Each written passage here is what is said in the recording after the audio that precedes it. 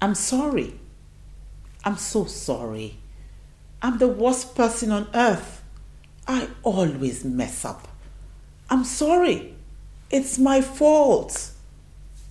Okay, fine. I'm sorry. I've said sorry a million times. I'm tired of saying sorry. I am sorry. Is sorry not enough? What else do you want? I'm sorry if you feel this way and if you think I hurt you. But I think you're overreacting.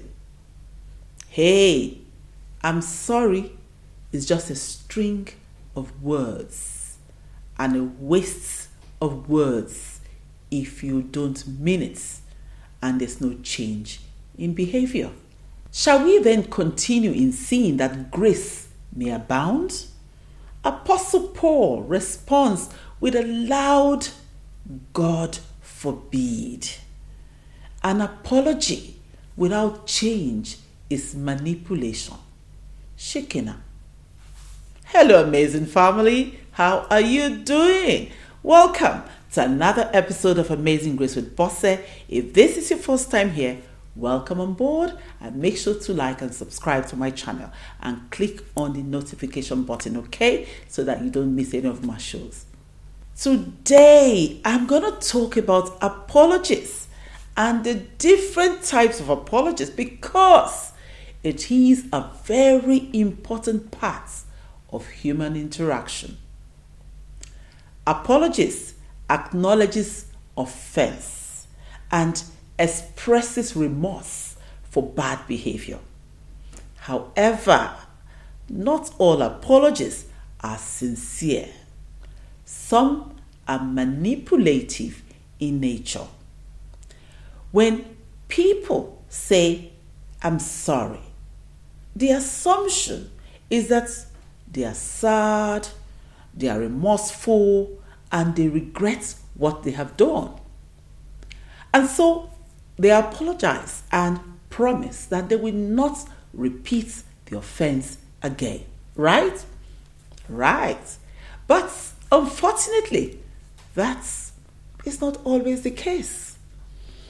There are genuine and very sincere cases of remorse and a determination and willingness not to repeat the offense. But in some cases, the apology is meant to manipulate and control you with no intention whatsoever to stop the bad behavior. A genuine apology is a step towards healing, rebuilding trust, and restoration, while a manipulative apology is only a tool for control. A genuine apology is usually accompanied by actions that show a commitment to change and make amends. It takes responsibility and it does not shift blame. It expresses remorse, shows empathy, and takes steps to avoid making the same mistakes again. Also, a genuine apology does not demand forgiveness or expects immediate reconciliation or restoration. As a matter of fact, someone who has committed an offense has no rights whatsoever to demand, insist, or force forgiveness, or even to give a timeline to be forgiven. Forgiveness is solely at the discretion of the person who has been offended. When you apologize and try to exonerate yourself and justify your bad behavior, or you apologize in a way that points the finger back at someone else without the intention to correct or stop the bad behavior, then you are a manipulator. There are basically 4 types of human beings. 1, the one who does something wrong, realizes it, and apologizes genuinely. that person is sorry and means it and does not repeat the offense ever again.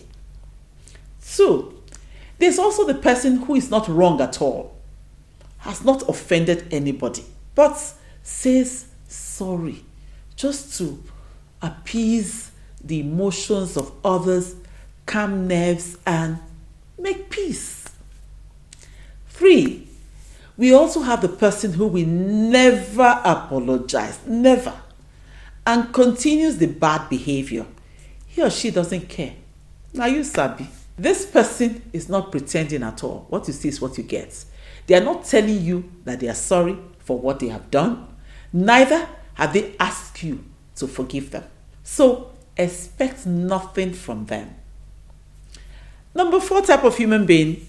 This category apologizes and begs for forgiveness on a regular basis, but continues the bad behavior, has no plan to change, and even gets upset if you do not accept the apology. This is a common tactic used for people who want to control and manipulate you. The apologies are usually not sincere or genuine, nor does it aim at restoring relationships. It is meant to manipulate the victim to forgive and forget, and when you refuse to buy into the manipulative apology, they will shift the blame to you and play victim, just to avoid taking responsibility for their actions. Now, let's look at the different types of manipulative apology that people can use to control you and control the situation and try to gain sympathy. We have the guilty conscience apology. They know that they have offended you and can see that you are upset. So they apologize just to make you feel that they're not a bad person. They apologize not because they want to correct their behavior, but because it helps them feel good about themselves. And they can say to people, after all, I've apologized. The second one is the I'm sorry, I'm not perfect apology. This group of people play the religious card. They know how to use the word of God to make you feel bad. You will hear something like, I'm a sinner after all, Christ came to save sinners. Love me as I am. Love me unconditionally. Or you will hear something like, you say you are a Christian. Did the Bible not say we should forgive 70 times 7 times? We also have the argument ender apology. This group of people don't want you to call them out at all. So they are ready to apologize to end the conversation now, just to shut you up. They will say something like, I'm sorry. Does that make you happy? We also have the leading the witness apology. They will apologize in a way that implies you too have done something wrong, and so you are part of the problem and owe them an apology too. Their goal is to make sure you take part of the responsibility so that they can control you. We have the blame shifting apology. This group of people will apologize and immediately shift the blame to you. There's also the instrumental apology. This apology is made to achieve a particular goal, perhaps to avoid punishment.